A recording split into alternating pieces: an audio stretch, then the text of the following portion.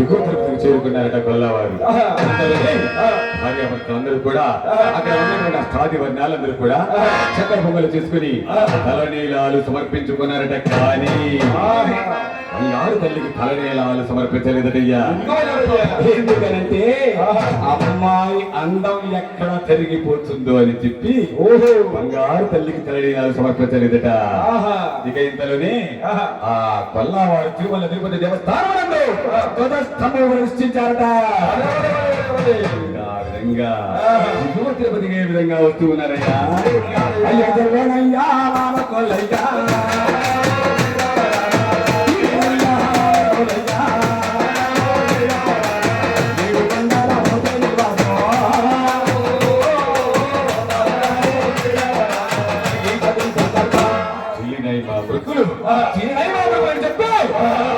వర్ణాలందరూ కూడా దిగువ తిరుపతికి చేరుకున్నారట. అందులోనే ఆ స్థాయి వర్ణాలందరూ కూడా నగరం చేరుకొని బంగారు లక్ష్మీ తిరుపతమ్మను బంగారపు ఉయ్యాలలో కూర్చుండబెట్టి ఎవరెళ్ళకు వారు వెళ్ళిపోయారట నాయన. ఇంతలోనే బంగారు తల్లి ఆడగా పాడగా పెళ్లికి చేరుకున్నదట. ఇంతలోనే వారి సమాచారం అలా ఉండగా ఎవరి సమాచారం ఎలా ఉందండి? అయ్యా దేశం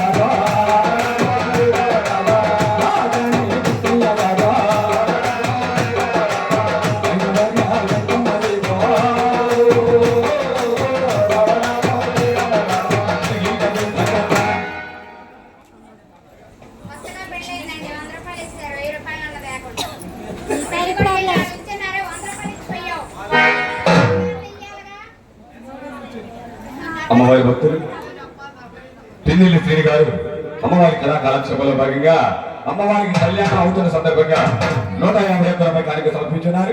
వారిని వారి కుటుంబాన్ని బంగారు లక్ష్మీ స్వామి అత్తైశ్వర్య భోగ భాగ్యశ్వరి సంపదించి కాచి కాపాడవలసిగా కోరుతున్నాం. ఏ కొండలవాడా ఇక ఆ విధంగా చూడు మిత్రమా, కాకాని కృష్ణయ్య ఆయన భార్య ఎక్కమది వారి ఆస్తి పాస్తులు ఏమనగా నాయన 700 ఎకరం పొలం, 10 రెడ్డు, 4 మంది అబ్బాయిని చూస్తుంటే పోటీ చూడన్నమాట కాదు నాయన. ఎలా ఉన్నారయ్యా? వారు కడు పేదవారి నాయన. నీలాగా ఒక ఫోటో తింటే 2 మూడలు వస్తారంటారు. అలాంటి వారికి సంతానం ఏమనగా నాయన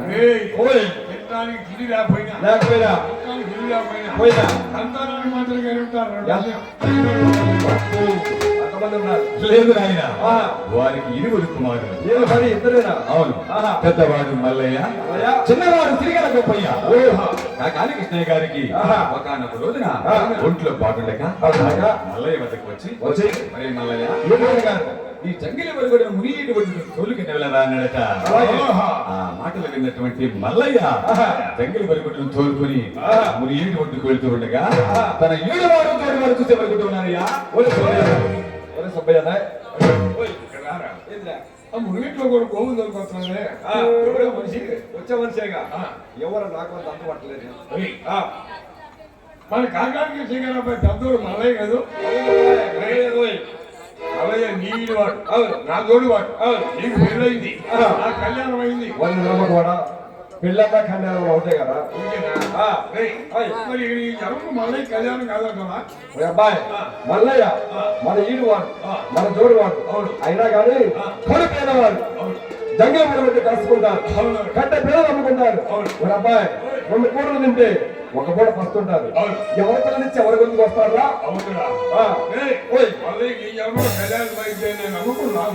నాకు అంతకన్నా లేదురా.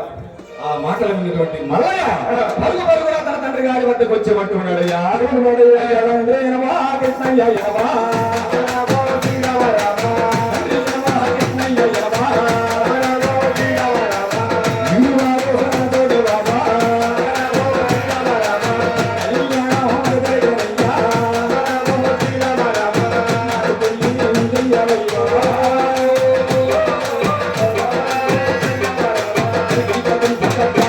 పెళ్లి చేయమని అడుగుతూ ఉన్నారట మల్లయ్య.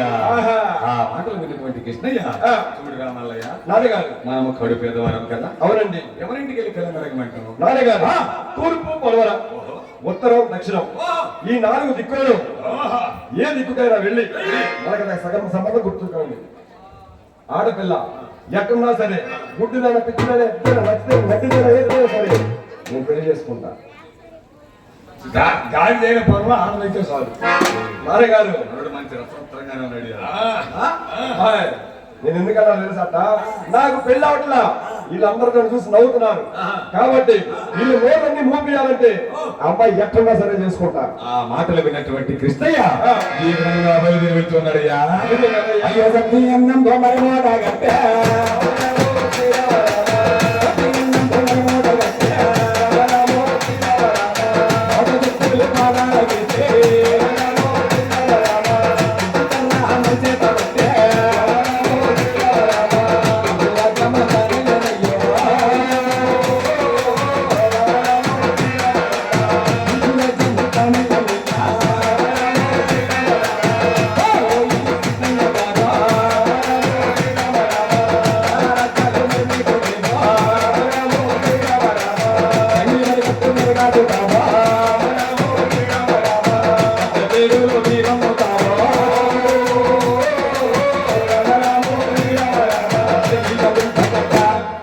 కృష్ణయ్య జ్ఞానాన్ని రాజ్యాలు నీకు అబ్బో ఎక్కడ ఐశ్వర్యాలు లేవు. అవునయ్యా, ఎవరి పిల్లనిచ్చి ఎవరి గొంతుకొస్తారయ్యా. ఇలా 4 దిక్కులు చూసినా కానీ ఇదే మాట చేసేదేమీ లేక కాకాని కృష్ణయ్య గారు అలా వెనుదిరిగి వస్తూ ఉండగా భోగినేని వారి పాలెం అనే గ్రామం కనిపించిందట. ఈ గ్రామంలో కూడా వెళ్ళిపోతాము కదా అని చెప్పి అలా భోగినేని వారి పనులకు వెళ్తూ ఉండగా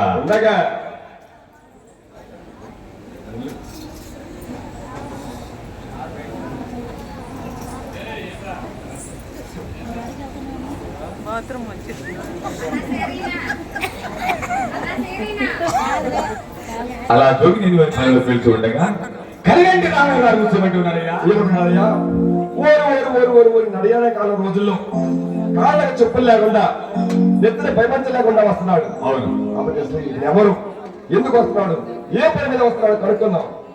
ఏమండి, ఏమిటండి ఈ నడియాడ కాలం రోజుల్లో కాళ్ళకి చెప్పులు లేకుండా నెత్తిన భయపంచ లేకుండా వస్తున్నారు. అసలు మీరు ఎవరు, ఎందుకు వస్తున్నారండి? అయ్యా, నా పేరు కాకాని కృష్ణయ్య. ఆహా, నా భార్య ఎంకమ్మ. ఓహో, పెళ్లి పని మీద వచ్చారు ఆయన. చాలా ఊరుకోవయ్యా. ఏమిటో ఈ వయసులో నీకు పెళ్ళింది? నాకు కాదు నాయన. అందరూ మర్చిపోయారు నాయన. ఎవరో తెలుసా? ఎవరయ్యా? అది ఒక కూర్చొని లోపల. ఆహా, అబ్బో, మా పెద్దబ్బాయి. ఆహా, మా పెద్దబ్బాయి మల్లయ్య. మల్లయ్యకి పెళ్ళి. అవును. ఆహా, ఎంత ఉంటాడు బరువు? ఉంటాడు, 50 కిలోలు సుమారుగా ఉంటాడు. ఆయన బరువు అంటే ఆ బరువు కాదయ్యా. కట్నకారులు ఏమి మాకు అక్కర్లేదయ్యా. అబ్బాయి కట్టకారులు వద్దంటున్నారు కాబట్టి మీ అబ్బాయికి జన్మలో పెళ్లి కాదయ్యా. ఎందుకనయ్యా? ఎందుకేందయ్యా? కన్ను లేకపోతే 5 లక్షలు అడుగుతున్నారు, కాళ్ళు లేకపోతే 10 లక్షలు అడుగుతున్నారు. అవును కదా? మరి మీ అబ్బాయికి ఏమున్నాయో ఏమి లేవు, మరి అందుకే కట్నం వద్దంటున్నా. అబ్బాయి, మా అబ్బాయి రూపంలో మన్మధుడు. ఉండాలయ్యా. మేము కడు పేదవారం కదా నాయన. అవునయ్యా, అందుకే కట్నకారులు మాకు అక్కర్లేదు. ఓహో, కడు పేదవారు కాబట్టి కట్టకాలకు వద్దు. ఆహా, మీరు ఏమి అనుకోనంటే ఆ కుర్చీలో కూర్చోండి. అలాగే, అక్కడ మంచి సంబంధం ఒకటి ఉంది, తీసుకొస్తా. దోపుతున్నాడా లేదు?